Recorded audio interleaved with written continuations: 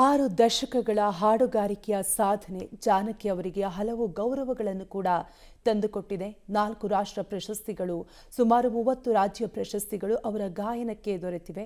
ಮೈಸೂರು ವಿಶ್ವವಿದ್ಯಾಲಯ ಅವರಿಗೆ ಗೌರವ ಡಾಕ್ಟರೇಟ್ ನೀಡಿ ಗೌರವಿಸಿತ್ತು. ರಾಜ್ಯ ಸರ್ಕಾರ 2014ರಲ್ಲಿ ಕರ್ನಾಟಕ ರಾಜ್ಯೋತ್ಸವ ಪ್ರಶಸ್ತಿಯನ್ನು ಕೂಡ ನೀಡಿ ಎಸ್ ಜಾನಕಿ ಅಮ್ಮನವರಿಗೆ ಸನ್ಮಾನಿಸಿತ್ತು. ಭಾರತದ ಖ್ಯಾತ ಹಿನ್ನೆಲೆ ಗಾಯಕಿ ಎಸ್ ಜಾನಕಿ ಅವರಿಗೆ 2013ರಲ್ಲಿ ಭಾರತ ಸರ್ಕಾರವು ಪದ್ಮಭೂಷಣ ಪ್ರಶಸ್ತಿಯನ್ನ ಘೋಷಿಸಿತ್ತು. ಆದರೆ ಈ ಗೌರವ ತಮ್ಮ ಸುದೀರ್ಘ 5.5 ದಶಕಗಳ ವೃತ್ತಿ ಜೀವನಕ್ಕೆ ತಡವಾಗಿ ಬಂದಿದೆ ಅಂತ ದಕ್ಷಿಣ ಭಾರತದ ಕಲಾವಿದರಿಗೆ ಸೂಕ್ತ ಮನ್ನಣೆ ಸಿಕ್ತಿಲ್ಲ ಅನ್ನುವಂತಹ ಅಸಮಾಧಾನವನ್ನು ಕೂಡ ವ್ಯಕ್ತಪಡಿಸಿ ಅವರು ಪ್ರಶಸ್ತಿಯನ್ನು ಕೂಡ ಆ ಸಂದರ್ಭದಲ್ಲಿ ತಿರಸ್ಕರಿಸಿದರು. ಒಟ್ಟಾರೆಯಾಗಿ ದಕ್ಷಿಣ ಭಾರತದ ಸ್ವರ ಸರಸ್ವತಿ ಎಸ್ ಜಾನಕಮ್ಮ ನಿನ್ನೆ ವಿಧಿವಶರಾಗಿದ್ದಾರೆ. ವಯೋಸಹಜ ಕಾಯಿಲೆಯಿಂದ ಬಳಲ್ತಾ ಇದ್ರು. ಹೀಗಾಗಿ ಆಸ್ಪತ್ರೆಗೆ ಟ್ರೀಟ್ಮೆಂಟ್ಗಂತ ಹೋಗಿದ್ದಂತಹ ಸಂದರ್ಭದಲ್ಲಿ ಚಿಕಿತ್ಸೆ ಫಲಕಾರಿಯಾಗದೆ ಎಸ್ ಜಾನಕಮ್ಮನವರು ನಿನ್ನೆ ವಿಧಿವಶರಾಗಿದ್ದಾರೆ. 88 ವರ್ಷ ವಯಸ್ಸಾಗಿತ್ತು. ಒಟ್ಟಾರೆಯಾಗಿ ಪ್ರತಿಯೊಬ್ಬರಿಗೂ ಕೂಡ ಜಾನಕಿ ಅಮ್ಮನವರು ಅಚ್ಚುಮೆಚ್ಚಿನ ಗಾಯಕಿಯಾಗಿದ್ದರು. ಸಂಗೀತ ಲೋಕವನ್ನ ದಶಕಗಳ ಕಾಲ ಆಳಿದಂತಹ ಹೆಗ್ಗಳಿಕೆ ಜಾನಕಿ ಅಮ್ಮನವರಿಗಿದೆ. ಒಟ್ಟಾರೆಯಾಗಿ ಮೆಚ್ಚಿನ ಮೈಸೂರಿನಲ್ಲಿ ಹಿರಿಯ ಗಾಯಕಿಗೆ ಅಂತಿಮ ವಿದಾಯವನ್ನ ಸಲ್ಲಿಸಲಾಗುತ್ತೆ. ತಮ್ಮ ಕೊನೆಯ ದಿನಗಳನ್ನು, ಕೊನೆಯ ಕ್ಷಣಗಳನ್ನು ಎಸ್ ಜಾನಕಿ ಅಮ್ಮನವರು ಮೈಸೂರಿನಲ್ಲಿ ಕಳೆದಿದ್ದು, ಇನ್ನು ಎಲ್ಲಿ ಅವರ ಅಂತ್ಯ ಸಂಸ್ಕಾರ ಯಾವ ರೀತಿಯಾಗಿ ನಡಿಬೇಕು ಅನ್ನೋದನ್ನು ಕೂಡ ಎಸ್ ಜಾನಕಿ ಅಮ್ಮನವರು ಮುಂಚೆನೇ ಅವರ ಕುಟುಂಬಸ್ಥರಿಗೆ ತಿಳಿಸಿದರು ಅನ್ನುವಂತಹ ಮಾಹಿತಿ ಕೂಡ ಈಗಾಗಲೇ ಲಭ್ಯವಾಗಿದ್ದು, ಮನೆಯ ಬಳಿ ಬ್ಯಾರಿಕೇಡ್ ವ್ಯವಸ್ಥೆಯನ್ನು ಕೂಡ ಪೊಲೀಸರು ಮಾಡಿದ್ದು. ಒಟ್ಟಾರೆಯಾಗಿ ಕರ್ನಾಟಕದ ಮೈಸೂರಿನ ಅವ್ರಿಗೆ ಫೋನ್ ಮಾಡಿ ಹೇಳಿದೆ, ಈಗ ಆಕ್ಸಿಮೀಟಲ್ಲಿ ಇದೆಲ್ಲ ಕಡಿಮೆ ಆಗ್ತಾ ಇತ್ತು, ಪಲ್ಸ್ ಎಲ್ಲ ಹಿಂಗೆ ಆಗ್ತಾ ಇದೆ ಅಂದ ತಕ್ಷಣ ಇಮಿಡಿಯೇಟ್ ಅಂದರೆ ಬರ್ತೀವಿ ಅಂತಾಳೆ. 12 ಗಂಟೆಗೆ ಅಪೋಲೋ ಹಾಸ್ಪಿಟ್ಲಿಗೆ ಕರ್ಕೋಬೋದು ಸರ್. ಅಲ್ಲಿ ಹೋದ ತಕ್ಷಣ ಏನು ಹೇಳಿದ್ರೆ ಅಂದರೆ 20-30% ನಾವು ಗ್ಯಾರಂಟಿ ಕೊಡ್ತೀವಿ ಅಷ್ಟೇ. ಅವ್ರಿಗೆ ಕಿಡ್ನಿದೆಲ್ಲ ಒಂದು ಸ್ವಲ್ಪ ಏನೇನೋ ಪ್ರಾಬ್ಲಮ್ ಆಗ್ತಿದೆ, ಇನ್ಫೆಕ್ಷನ್ ಎಲ್ಲ ಇದು ಬ್ಲಡ್ಡಿಗೆ ಆಗ್ಬಿಟ್ಟಿದೆ ಅಂತ ಸರ್. ಇದು ಅಂತ್ಯಕ್ರಿಯೆ ಇದು ಇವಾಗ ನಾವು 8 o'clock ಮಹಾರಾಜ ಗ್ರೌಂಡಲ್ಲಿ ಸಾರ್ವಜನಿಕ ಜನಕ್ಕೋಸ್ಕರ ಅಲ್ಲಿ ದರ್ಶನಕ್ಕೋಸ್ಕರ ಅಲ್ಲಿ 3 o'clock ಅಂತ ಅಲ್ಲಿ ಇರ್ತೀವಿ. ಅದಾದ್ಮೇಲೆ ನಮ್ಮದು ಫಾರ್ಮ್ ಹೌಸ್ ಇದೆ ಸರ್, ನಮ್ಮದೇ ಸ್ವಂತ, ಅಲ್ಲಿ ತಗೊಂಡು ಹೋಗ್ತೀವಿ. ಈಗ ಅಮ್ಮನ ಆಸೆ ಏನಾಗಿತ್ತು ಸರ್? ಅದೇ ಮೈಸೂರಲ್ಲಿ ಅವ್ರ ಮಗನೂ ಇದೇ ಮನೇಲಿ ಪ್ರಾಣ ಬಿಟ್ಟಿದ್ದು. ಅವ್ರದ್ದು ಹೈದರಾಬಾದಲ್ಲಿ ಪ್ಯಾಲೇಸ್ ಥರ ಐತೆ ಸರ್ ಮನೆ. ಅವ್ರು ಅಲ್ಲಿ ಎಲ್ಲ ಬಿಟ್ಟು ನಮ್ಮ ಪ್ರೀತಿಗೋಸ್ಕರ ಮೈಸೂರು ಇರ್ತಾ ಇದ್ವಿ ಅಷ್ಟೇ. ಅವ್ರ ಅಣ್ಣನೂ ಇಲ್ಲೇ ತೀರೋಗಿದ್ದು. ಅದಕ್ಕೋಸ್ಕರ ಅಮ್ಮ ಮೈಸೂರಿಗೆ ತುಂಬ ಇಷ್ಟಪಡ್ತೀನಿ. ನಾನು ಮೈಸೂರಲ್ಲೇ ಪ್ರಾಣ ಬಿಡಬೇಕು ಅಂತ ತುಂಬ ಆ ಥರ ಮೊದಲಿಂದ ಅಣ್ಣ ಸುತ್ತಿದ್ದ ದಿವಸದಿಂದ ಅದೇ ಹೇಳ್ತಾ ಬಂದರು. ಅವ್ರ ಮಗ ಸುತ್ತಿದ್ದು ಅವ್ರಿಗೆ ಹೇಳ್ಕೊಂಡಿದ್ದಾರೆ ಸರ್, ಮೈಸೂರಲ್ಲೇ ಆಗಬೇಕು, ಮೈಸೂರಲ್ಲೇ ಆಗಬೇಕು ಅಂತ ಹೇಳಿದ್ರು ಸರ್. ಮೈಸೂರಲ್ಲೇ ಕೊನೆ ದಿನನೂ ಇದೆ. ಅವರು ನಾವು 2018ನಲ್ಲಿ ನಾವೊಂದು ಮೈಸೂರಲ್ಲಿ ಕಾರ್ಯಕ್ರಮ ಮಾಡುವಂತ ಹೇಳಿದ್ರು. ಅಮ್ಮ ಅದು ತುಂಬ ದೊಡ್ಡ ಪ್ರಾಜೆಕ್ಟ್ ಅಮ್ಮ ಆಗಿದ್ದೀನಿ, ನಾನು ಇದನ್ನ ನಿಮ್ಮ ಜೊತೆ ಪ್ರೋಗ್ರಾಮ್ ಮಾಡುವಂತೆಲ್ಲ ಹೇಳಿ ನಮ್ಮನ್ನ ಇದು ಮಾಡಿದ್ರು. ಅದರಲ್ಲಿ ಏನಾಯಿತು ಅಂತ ಅಂದರೆ ಏನೋ ನಾವು ಮಾಡ್ತಾ ಇದ್ದೋ ಅವ್ರು ಹಿಂಗೆ ಅದು ತಕ್ಕಂತೆ ಇದು ಮಾಡ್ಕೊಂಡು ಅಮ್ಮ ಒಂದು ದಿವಸ ಏನು ಮಾಡಿದ್ರು ಅಂದರೆ ಪ್ರೋಗ್ರಾಮ್ 1 ತಿಂಗಳಿದ್ದಂಗೆ ಪ್ರೆಸ್ ಮೀಟ್ ಕರಿಯಾರ ಒಬ್ಬರನ್ನ ಅಂತಂದರು. ನಮ್ಮ ಮೈಸೂರು ಮಿತ್ರದವ್ರಿಗೆ ಕರೆದು ಅದರಲ್ಲಿ ಏನಂತ ಹೇಳಿದ್ರು ಅಂದರೆ ಇವ್ರಿಗೋಸ್ಕರ ನಾನು ಇವ್ರ ಹೆಸರು ಇರಲಿ ಅಂದ್ಬಿಟ್ಟು ಮೈಸೂರಲ್ಲಿ ನನ್ನ ಕಡೆ ಕಾರ್ಯಕ್ರಮ ಅಂತ ಅನೌನ್ಸ್ ಮಾಡಿ ನಾವು ಮೈಸೂರು ಯೂನಿವರ್ಸಿಟಿಲಿ 2018ನಲ್ಲಿ ನಾವು ಪ್ರೋಗ್ರಾಮ್ ಮಾಡಿದ್ವಿ. ಅದಾದಮೇಲೆ ಆಲ್ಮೋಸ್ಟ್ ಎಲ್ಲ ಮೈಸೂರಲ್ಲೇ ಇರ್ತಾಯಿದ್ರು ಸರ್. ಕೊನೆ ಕಾರ್ಯಕ್ರಮ ಮಾಡಬೇಕಾದ್ರೆ ಮತ್ತೆ ಆಡಲ್ಲ ಅಂತ ಹೇಳಿದ್ರು. ಹೌದು ಹೇಳಿದ್ರು ಸರ್, ನಮ್ಮನೆ ಪ್ರೆಸ್ ಮೀಟಲ್ಲೇ ಹೇಳಿದ್ರು ನನ್ನ ಲೈಫಲ್ಲಿ ಇದು ಕಡೆ ಕಾರ್ಯಕ್ರಮ, ನಾನು ಎಲ್ಲೂ ಇದು ಮಾಡಲ್ಲ ಅಂತ. ಅದಾದಮೇಲೆ ಎಷ್ಟೋ ಅವಾರ್ಡ್ಗಳು ಬಂತ, ಯಾವುದೂ ನಾನು ತಗೊಳಕ್ಕಿಲ್ಲ, ತಗೊಂಡ್ರೆ ಅದು ಅದಕ್ಕೆ ಚೆನ್ನಾಗಿರಲ್ಲ, ಅದು ನಾನೇ ಇಲ್ಲ ಅಂದ್ಬಿಟ್ಟು ಯಾವ ಅವಾರ್ಡು ತಗೊಳ್ತಿರ್ಲಿಲ್ಲ. ಈಗ ಕೊನೆ ಅಂತ್ಯಕ್ರಿಯೆ ಯಾವ ರೀತಿ ಮಾಡಬೇಕಂತ ಎಲ್ಲ ಅವರು ಬ್ರಾಹ್ಮಣ ಸಂಪ್ರದಾಯದಂತೆ ಮಾಡಬೇಕು ಅಂತ. ಸುಡೋದು ಸರ್, ಮೊಮ್ಮಗಳೆಲ್ಲ ಇದ್ದಾರೆ. ಅಮೃತ ಅಪ್ಸರ ಅಂತ ನಿಮ್ಮ ಜೊತೆ ತುಂಬಾ ಒಡನಾಟದಲ್ಲಿ ಅಂದ್ರೆ ತುಂಬಾ ಹಚ್ಕೊಂಡಿದ್ರಂತ ಅಷ್ಟೊಂದು ಸರ್. ಅದು ಹೇಳೋದಕ್ಕಾಗಲ್ಲ ಸರ್. ಅದು ಅಷ್ಟು ಅಮ್ಮನ ಯಾರು ಬೇಕಾದ್ರೆ ಪ್ರೀತಿ ಕೇಳ್ಬೋದಾಯ್ತು. ಅಣ್ಣ ತುಂಬ ಸ್ಟ್ರಿಕ್ಟ್, ಅವ್ರ ಮಗ ಅವರು ಸಹ ನಮ್ಮನ್ನ ಹಚ್ಕೊಂಡಿದ್ರು ಸರ್. ಅವರು ಕೊನೆಗೆ ಎಲ್ಲ ಏನಂತ ಇರೋ ಅಂದ್ರೆ ಅಮ್ಮ ಮಾತ್ರ ನಿಮ್ಮನ್ನ ಬಿಡೋಕ್ಕಾಗಲ್ಲ ಅಂತ ಇದ್ರು. ಅದು ನಾನು ಮೈಸೂರು ಹುಡುಗರಿಗೆ ನಾನು ಬಿಡೋಕ್ಕಾಗ್ತಾಯಿಲ್ಲ. ಅದರಲ್ಲಿ ಬೇರೆ ಕಡೆ ಎಲ್ಲ ಇದ್ದಾರೆ, ಹೈದರಾಬಾದೆಲ್ಲ, ಆದರೆ ನಮ್ಮನ್ನು ಜಾಸ್ತಿ ಹಚ್ಕೊಂಡಿದ್ರು ಸರ್. ಅದು ಹೇಳೋಕ್ಕಾಗಲ್ಲ. ನಾವು ಅವ್ರ ಜೊತೆ ಇದ್ದು ನಾವು ಹೊರಗಡೆ ಹೋಗಿ ಬಂದ ತಕ್ಷಣ ಇದು ಕನ್ಸರ್ನ್ ಅನ್ನೋದು ಈಗಲೂ ಅದೇ ಥರ ಆಗ್ತಾಯಿದೆ.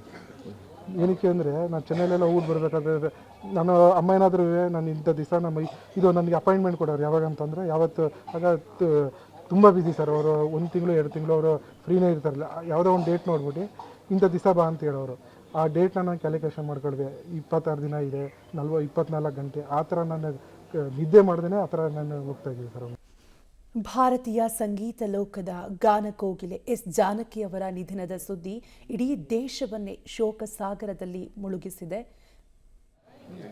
ಚೆನ್ನಾಗಿತ್ತು ಅಮ್ಮ ಜೊತೆ, ತುಂಬ ಚೆನ್ನಾಗಿತ್ತು. ನನಗೊಂದು 15 ವರ್ಷದಿಂದ ಅಮ್ಮ ಪರಿಚಯ ಇದ್ದಾರೆ. ತುಂಬ ಹೇಳೋಕ್ಕಾಗಲ್ಲ ಇವಾಗ. ಏನಾದರೂ ಹೇಳ್ಕೊಳ್ತಿದ್ರೆ ಸರ್, ಏನು ಇಷ್ಟ ಆಗ್ತಿತ್ತು ಅವ್ರಿಗೆ ಮೈಸೂರು? ಅವ್ರಿಗೆ ಮೈಸೂರು ಇಷ್ಟ. ಅಂದರೆ ಮೈಸೂರು ಮನೆ ಬಿಟ್ಟು ಎಲ್ಲೆಲ್ಲೋ ಹೋಗ್ತಾ ಇದ್ರು? ಟೆಂಪಲ್ಸ್, ತುಂಬ ಟೆಂಪಲ್ಸ್ಗಳಿಗೆ ಹೋಗ್ತಾ ಇದ್ವಿ. ಮೈಸೂರು ಸುತ್ತಮುತ್ತ ಎಷ್ಟು ಹಳೆ ಟೆಂಪಲ್ಗಳಿದೆ. ಒಂದೊಂದು ಟೆಂಪಲ್ನ ಒಂದು 10 ಸತಿ ನೋಡಿದ್ವಿ. ಒಂದೊಂದು ತಿಂಗಳಲ್ಲಿ ಒಂದು 10 ದಿನ ಟೆಂಪಲ್ಸ್ಗೆ ಹೋಗ್ತಾ ಇದ್ವಿ.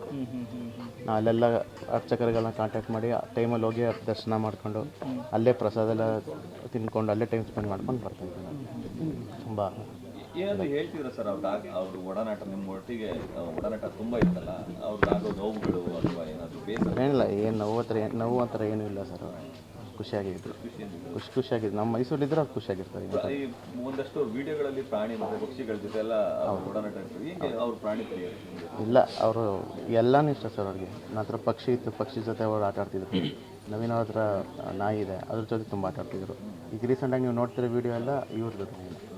ಸೊ ಅದ್ರ ಜೊತೆ ಚೆನ್ನಾಗಿ ಪ್ರಕೃತಿನ ತುಂಬ ಇಷ್ಟಪಡ್ತಾರೆ. ಅವ್ರಿಗೆ ನೇಚರ್ ಇಷ್ಟ. ಅವ್ರಿಗೆ ಅವ್ರ ಮಗನಿಗೆ ತುಂಬ ನೇಚರ್ ಇಷ್ಟ. ಟೆಂಪಲ್ಸ್ ತುಂಬ ಇಷ್ಟ. ಎಲ್ಲೇ ಟೆಂಪಲ್ ಎಷ್ಟೇ ದೂರ ಇರಲಿ ಅವರು ಹೋಗಿ ನೋಡಬೇಕು, ಟೆಂಪಲ್ನ ದರ್ಶನ ಮಾಡ್ಕೊಂಡು ಬರಬೇಕು. ಬನ್ನಿ ಏನು ಮಾತಾಡ ಎಲ್ಲ ಮಾತಾಡಿ ವಿಡಿಯೋ ನಿಮ್ಮ ಹತ್ರನೇ ಇರೋದು, ಅವ್ರ ಜೊತೆ ಕೊನೆಯ ಕ್ಷಣದಲ್ಲಿ ಇದ್ರಿ. ಏನೂ ಹೇಳಲಿಲ್ಲ ಅವರು. ನಮ್ಗೆ ಬಂದಾಗ ಅವ್ರಿಗೆ ತುಂಬ ಒಂದು ಸ್ವಲ್ಪ ಜ್ಞಾನ ಅಷ್ಟೊಂದು ಇದಿರಲಿಲ್ಲ. ಬಂದ ತಕ್ಷಣನೇ ಇವ್ರಿಗೆ ಹೇಳ್ದೆ, ನನಗೆ ತುಂಬ ಸೀರಿಯಸ್ಸಲ್ಲಿದ್ದಾರೆ, ಕರ್ಕೊಂಡು ಹೊರಟೋಗ್ಬಿಡೋದ ಅಂತ ಅಂದ್ಬಿಟ್ಟು ನಾನೇ ಕರ್ಕೊಂಡೋಗಿದ್ದೆ ಆಂಬುಲೆನ್ಸಲ್ಲಿ. ಅವರು ನನಗೆ ಆಗ್ತಾಯಿಲ್ಲ ಅಂತ ಹೊಟ್ಟೆ ನೋವು ಅನ್ನೋದು ಬಿಟ್ಟರೆ ಇನ್ನೇನು ಅಂತಿಲ್ಲ. ನಾವಿದ್ದೀವಿ, ಏನೂ ಆಗಲ್ಲ ಅಂತ ಧೈರ್ಯ ಕೊಟ್ವಿ ಅಷ್ಟೇ. ಅಷ್ಟು ಬೇಗ ಹಾಸ್ಪಿಟ್ಲಿಗೆ ಕರ್ಕೊಂಡು ಹೋದ್ವಿ ಅಷ್ಟೇ. ಅದೇ ಅವರು ಏನು ಅಂದರೆ ಪ್ರತಿಯೊಬ್ಬರಿಗೂ ನೀವೇ ಬರಲಿ ಬೇರೆಯವರೇ ಬರಲಿ ಮಕ್ಕಳಿಗಿಂತ ಹೆಚ್ಚಾಗಿ ಪ್ರೀತಿ ಮಾಡೋರು. ಅದೊಂದು ಇಲ್ಲಿರೋರೆಲ್ಲರೂ ಅವ್ರ ಮಕ್ಕಳೇನೆ.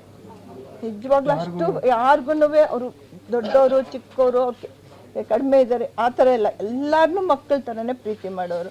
ಯಾರೇ ಬರಲಿ ನೀವೆಲ್ಲರೂ ನಮ್ಮ ಮಕ್ಕಳೇ ಅಂತ ಪ್ರೀತಿ ಕೊಡೋರು. ಆ ಪ್ರೀತಿ ಮುಂದೆ ಇನ್ನೇನು ಹೇಳೋಕ್ಕಾಗಲ್ಲ ನಾವು. ಯಾವುದೇ ಒಂದು ಪ್ರೋಗ್ರಾಮ್ ಮಾಡಿದ್ರೆ 1 ಅವರ್ ಫ್ಯಾನ್ಸ್ ಜೊತೆ ಅವರು 4 ಅವರ್ಸ್ ಪ್ರೋಗ್ರಾಮ್ ಮಾಡಿ 1 ಅವರ್ ಫ್ಯಾನ್ಸ್ ಜೊತೆ ಅವರು ಫೋಟೋ ತೆಗಿಸ್ಕೊಳ್ತಾರೆ ಸರ್. ಎಷ್ಟೇ ಟಯರ್ಡ್ ಆಗಿದ್ರು ಅವ್ರ ಕೈಯಲ್ಲಿ ಆಗದೆ ಹೋದ್ರೂ ಬೇಡಮ್ಮ ಅಂದ್ರೂ ಬಿಡ್ತಾ ಇರಲಿಲ್ಲ. ಅವ್ರನ್ನ ಹಿಡ್ಕೊಂಡು ತಪ್ಕೊಂಡು ಫೋಟೋ ಹೊಡಿಸ್ಕೊಂಡು ಎಷ್ಟೇ ಪ್ರೀತಿ ಮಾಡೋರು. ಅವ್ರ ಪ್ರೀತಿಗೆ ಯಾರು ಬೆಲೆ ಕಟ್ಟಕ್ಕಾಗಲ್ಲ. ಡಾಕ್ಟರ್ ಪ್ಲೀಸ್ ಸರ್, ಬನ್ನಿ ಸರ್. ಆರೋಗ್ಯ ಹೇಗೆ ನೋಡ್ಕೊಳ್ತಿದ್ರಿ ಸರ್? ಅವ್ರದ್ದು ರೆಗ್ಯುಲರ್ ಚೆಕಪ್ ಇರ್ತಿತ್ತಾ, ಹೆಂಗೆ ಸರ್? ನಾನು ಕಿವಿ ಮೂಗು ಗಂಟಲು ತಜ್ಞ ಆದ್ದರಿಂದ ಕಿವಿ ಬಗ್ಗೆ ಸ್ವಲ್ಪ ತೊಂದರೆ ಇತ್ತು. ಹಾಗಾಗಿ ಅವ್ರನ್ನ ಕಿವಿ ಚೆಕಪ್ ಮಾಡೋದು. ಅದಕ್ಕೆ ಕೊನೆಗೆ ಅವ್ರಿಗೆ ತುಂಬ ನರ್ವ್ ವೀಕ್ನೆಸ್ ಜಾಸ್ತಿ ಆದ್ದರಿಂದ ಅನಿವಾರ್ಯವಾಗಿ ಅವ್ರಿಗೆ ಕಿವಿಯ ಹೀರಿಂಗ್ ಏಡ್ ಹಾಕಲೇಬೇಕಾಗಿ ಬಂತು. ಅದಕ್ಕೆ ತುಂಬ ಸಹಾಯಕ. ಮೊದಲು ಸ್ವಲ್ಪ ರಿಲೆಕ್ಟೆಂಟ್ ಆಗಿದ್ರು, ಬೇಡ ನನಗೆ ಅಂತ. ಆದರೆ ತುಂಬ ಕಷ್ಟ ಆಗ್ತಿತ್ತು ಅವ್ರಿಗೆ ಜನಗಳ ಮಾತನ್ನ ಕೇಳಿಸ್ಕೊಳ್ಳೋದು. ಕೊನೆಗೆ ಹೀರಿಂಗ್ ಏಡ್ ಹಾಕಿದ್ಮೇಲೆ ಚೆನ್ನಾಗಿ ಕೇಳಿಸ್ಕೊತಾ ಇದ್ರು. ಡೀಟೇಲ್ಸ್ ಕೊಡ್ತಾರೆ ನಮ್ಮ ಪ್ರತಿನಿಧಿ ವಿಜಯ್. ದೂರವಾಣಿ ಸಂಪರ್ಕದಲ್ಲಿ ಕನೆಕ್ಟ್ ಆಗಿದ್ದಾರೆ. ವಿಜಯ್, ದಕ್ಷಿಣ ಭಾರತದ ಗಾನ ಕೋಗಿಲೆ ನಿನ್ನೆ ವಿಧಿವಶರಾಗಿರುವಂತಹ ಸುದ್ದಿ ಇಡೀ ದೇಶವನ್ನೇ ನಿಜಕ್ಕೂ ಶೋಕ ಸಾಗರದಲ್ಲಿ ಮುಳುಗಿಸಿದೆ. ಇನ್ನು ಅಂತಿಮ ನಮನಕ್ಕೆ ಯಾವೆಲ್ಲ ರೀತಿ ಸಿದ್ಧತೆ ಆಗ್ತಿದೆ ಅಂತ ವಿಜಯ್? ಕಾವ್ಯ, ತಮ್ಮ ಕಂಠಸಿರಿಯಿಂದ ಕೋಟ್ಯಾಂತರ ಮನಸ್ಸುಗಳನ್ನ ಗೆದ್ದವರು ಎಸ್ ಜಾನಕಿ ಅಮ್ಮ ಅಂತ ಹೇಳ್ಬೋದು. ಇದೀಗ ಅವರು ನಿನ್ನೆ ವಿಧಿವಶರಾಗಿರ್ತಕ್ಕಂಥದ್ದನ್ನ ನಾವು ಕಾಣ್ತಾ ಇದೀವಿ. ಈ ಹಿನ್ನೆಲೆಯಲ್ಲಿ ಮೈಸೂರಿನ ಭೋಗಾದಿಯಲ್ಲಿರ್ತಕ್ಕಂಥ ಒಂದು ನಿವಾಸದಲ್ಲಿ ಅಂತಿಮ ವಿಧಿವಿಧಾನಗಳಿಗೆ ಸಾಕಷ್ಟು ಒಂದು ಸಿದ್ಧತೆಗಳನ್ನು ಕೂಡ ಮಾಡ್ಕೊಂಡಿರ್ತಕ್ಕಂಥದನ್ನ ನಾವು ಕಾಣ್ತಾ ಇದೀವಿ. ಮೊದಲಿಗೆ ಇಲ್ಲಿ ಬರ್ತಕ್ಕಂಥ ಅಂದ್ರೆ ಮನೆಯ ಬಳಿ ಬರ್ತಕ್ಕಂಥ ಅವರ ಅಭಿಮಾನಿಗಳಿಗೂ ಕೂಡ ಒಂದು ದರ್ಶನದ ವ್ಯವಸ್ಥೆಯನ್ನು ಕೂಡ ಇದೀಗ ಒಂದು ಕಲ್ಪಿಸಿಕೊಟ್ಟಿರ್ತಕ್ಕಂಥದ್ದು. ಮತ್ತೆ ಮನೆ ಒಳಗಡೆ ಹೋಗಿ ವೀಕ್ಷಣೆಯನ್ನ ಮಾಡಿ ಅವರಿಗೆ ಒಂದು ನಮನವನ್ನು ಸಲ್ಲಿಸಿ ಬರ್ತಕ್ಕಂಥ ಒಂದು ಕೆಲಸ ಕೂಡ ಆಗ್ತಿದೆ. ಈ ಹಿನ್ನೆಲೆಯಲ್ಲಿ ಪೊಲೀಸರು ಕೂಡ ಈಗಾಗಲೇ ಬಂದೋಬಸ್ತ್ ವ್ಯವಸ್ಥೆಯನ್ನ ಮಾಡ್ಕೊಂಡಿದ್ದಾರೆ. ಮತ್ತೆ ಮನೆಯ ಬಳಿ ಕೂಡ ಈಗಾಗಲೇ ಬ್ಯಾರಿಕೇಡ್ ವ್ಯವಸ್ಥೆಗಳನ್ನು ಕೂಡ ಮಾಡ್ಕೊಂಡಿರ್ತಕ್ಕಂಥ ನಾವು ಕಾಣ್ತಾ ಇದೀವಿ. 7:30ಕ್ಕೆ ಮಹಾರಾಜ ಕಾಲೇಜು ಮೈದಾನಕ್ಕೆ ಈ ಒಂದು ಶರೀರವನ್ನು ಕೂಡ ಕೊಂಡೊಯ್ತಕ್ಕಂಥದ್ದು. ಆ ವೇಳೆ ಅಲ್ಲಿ ಒಂದು ಸಾರ್ವಜನಿಕರಿಗೆ ಒಂದು ಅಂತಿಮ ದರ್ಶನದ ಒಂದು ವ್ಯವಸ್ಥೆಯನ್ನು ಕೂಡ ಮಾಡ್ಕೊಂಡಿದ್ದಾರೆ ಅಂತ ಹೇಳ್ಬೋದು. ಇದೀಗ ಸದ್ಯದಲ್ಲಿ ಮನೆಯ ಬಳಿ ಈಗ ಸಾಕಷ್ಟು ಸಂಖ್ಯೆಯಲ್ಲಿ ಕೂಡ ಅಭಿಮಾನಿಗಳು ಕೂಡ ಬರ್ತಾ ಇರ್ತಕ್ಕಂಥದ್ದು. ಮತ್ತೆ ಜಾನಕಿ ಅಮ್ಮನನ್ನ ನೆನೆದು ಒಂದು ಕಣ್ಣೀರು ಮತ್ತೆ ಭಾವುಕರಾಗ್ತಕ್ಕಂಥ ಒಂದು ಕೆಲಸ ಕೂಡ ಆಗ್ತಿದೆ ಅಂತ ಹೇಳ್ಬೋದು ಕಾವ್ಯ. ವಿಜಯನು ಎಸ್ ಜಾನಕಿ ಅಮ್ಮನವರು ಕುಟುಂಬಸ್ಥರಿಗೆ ಈ ಹಿಂದೆಯೇ ತಿಳಿಸಿದ್ರಂತೆ, ಅಂದರೆ ಎಲ್ಲಿ ಅಂತ್ಯಕ್ರಿಯೆ ನಡಿಬೇಕು, ಯಾವ ರೀತಿಯಾಗಿ ನಡಿಬೇಕು ಅಂತ. ಸೊ ಎಷ್ಟೊತ್ತಿಗೆ ನಡಿಬೋದು ಅಂತ ವಿಜಯ್ ಡೀಟೇಲ್ಸ್ ಸಿಗ್ತಿದ್ಯಾ ಅದ್ರ ಬಗ್ಗೆ ಏನಾದರೂ? ಸದ್ಯಕ್ಕೆ ಒಂದು ಕುಟುಂಬಸ್ಥರು ಕೂಡ ಹೇಳ್ತಾ ಇರ್ತಕ್ಕಂಥದ್ದು ಸಂಜೆ ಹೊತ್ತಿಗೆ ಈ ಒಂದು ಅಂತಿಮ ವಿಧಾನಗಳು ಕೂಡ ನಡೀತಕ್ಕಂಥದ್ದು ನಾವು ಕಾಣ್ತಾ ಇದ್ವಿ. ಅದು ಕೂಡ ಒಂದು ತೆಲುಗು ಬ್ರಾಹ್ಮಣ ಸಂಪ್ರದಾಯ ಇದಂತೆ ಒಂದು ಅಂತಿಮ ವಿಧಾನಗಳು ಕೂಡ ನಡೆಯುವಂಥದ್ದು. ಇದು ಕಣಿಯನ್ಪುರ ಬಳಿ ಒಂದು ಅಂತಿಮ ವಿಧಾನಕ್ಕೆ ಈಗಾಗಲೇ ಒಂದು ಸಿದ್ಧತೆ ಮಾಡ್ಕೊಳ್ತಕ್ಕಂಥ ಒಂದು ಕೆಲಸಕ್ಕೂ ಕೂಡ ಒಂದು ಕುಟುಂಬಸ್ಥರು ಕೂಡ ಮುಂದಾಗಿದ್ದಾರೆ ಅಂತ ಹೇಳ್ಬೋದು. ಅಲ್ಲದೆ ಅವರ ಮೊಮ್ಮಗಳು ಅಪ್ಸರ ಒಂದು ಅಂತಿಮ ವಿಧಾನಗಳನ್ನು ಕೂಡ